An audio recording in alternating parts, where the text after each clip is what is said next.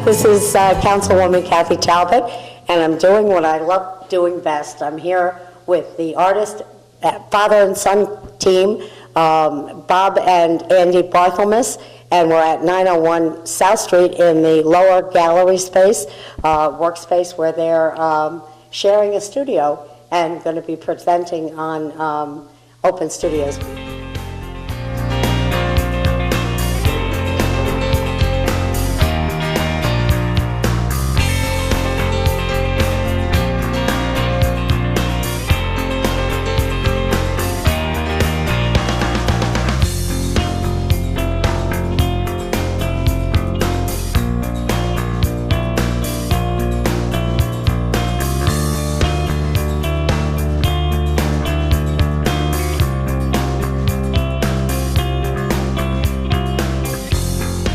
Okay, well, here we are with Bob and Andy, and first I'd like to go to the Bob. Hi, Bob, how are you?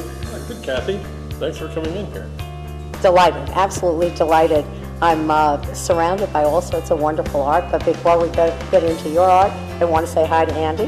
Hey, Kathy, how are you? Thanks for coming. I'm terrific, thank you. So, how is it working together? Why don't we start there? Well, we work together occasionally, not that often really. Mainly when we work together, it's out in doing landscape, so-called plein air, where Andy will be on one end of the field and I'll be on the other end, and we'll do the scenery before us. We don't really work together in the studio. I think that might be a problem. You want to comment? I'm willing to give it a shot. This is a really awesome studio that my dad has here. And I appreciate him letting me share it for a while.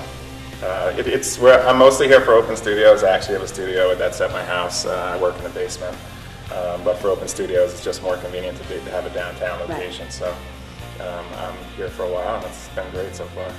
It is an awesome space for the old folks in the area. This was the children's library many, many years ago, and now it's all art studios and beautiful art coming out of it.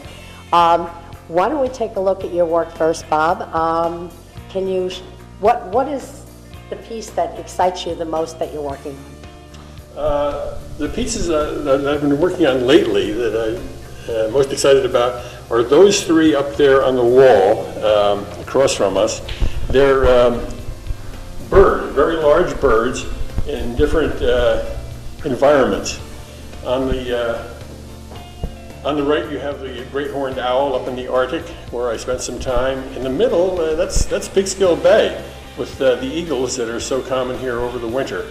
And on the left is a great blue heron, kind of jammed into that picture plane, with his nose touching touching the right side, and the base of his neck on the left. I did that intentionally to create tension. It wouldn't be considered the best composition by an art student. But I'm kind of a renegade there. Perhaps you're best known locally for your Finktown work. Can you talk about this for a second? Right. This Finktown series started almost accidentally.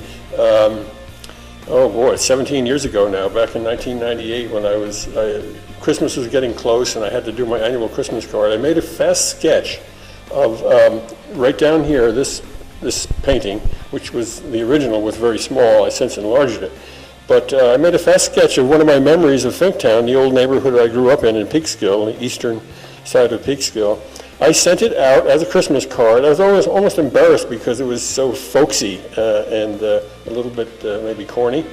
But I got so many good thoughts back, including some of my pseudo-sophisticated friends in Manhattan who thought it was really fabulous. So I continued doing them up till now. I do 2 or 3 a year, and you see some examples here of some of the others. This is an overhead view of the carnival that came to Finktown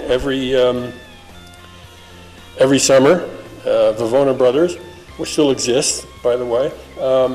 This is sledding on Finch Street, and on snowy days and nights in the winter, that hill was always crowded with steel-runnered sleds.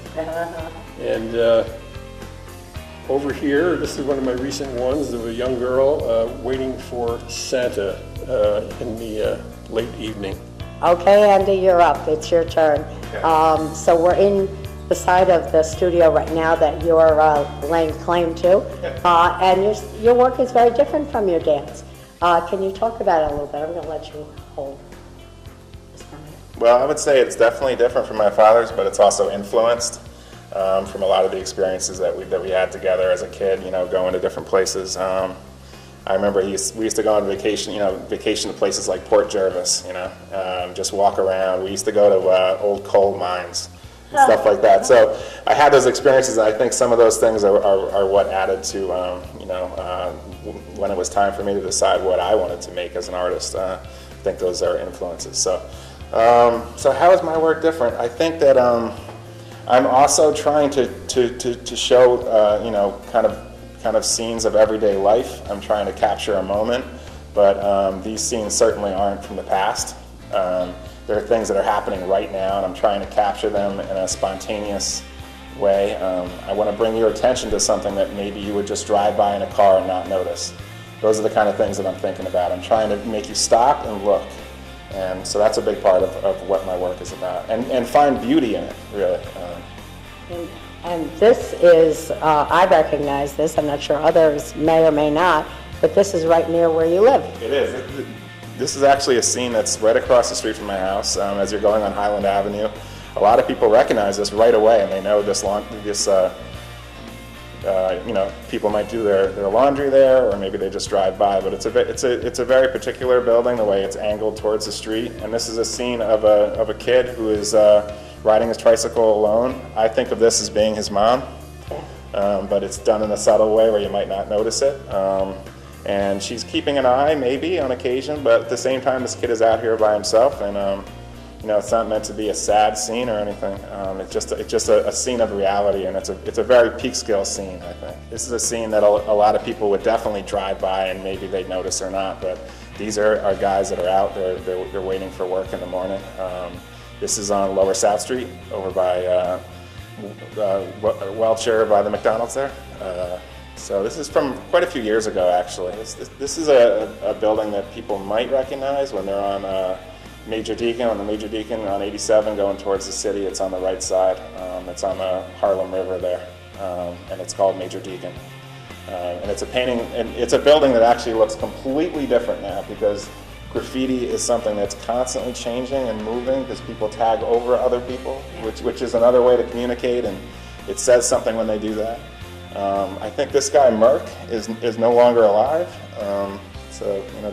These things represent the artist that made the tag, and this is all changed now. This building the structure is the same, but the tags are almost completely different by now. This is actually a very quick, loose, rough painting of my daughter, who was painting with me. So she was making a painting, I was making a painting. It may even have been this one. And I just told her, hey, don't move for a second. I'm just going to paint you real quick. And so it's a kind of a study, really. But it shows that from one generation to the next, it's still going. And these are some extreme, very, very cropped images of paintings of the tops of buildings in Peekskill. I just kind of looked up one day and said, my God, these moldings and details are so beautiful. So I've been having fun kind of making these small paintings. I'm hoping to make some more for Open Studios. Thank you both very much. You guys are wonderful, as always. And these two are, in my view, two of the best artists in town, so come and see their work.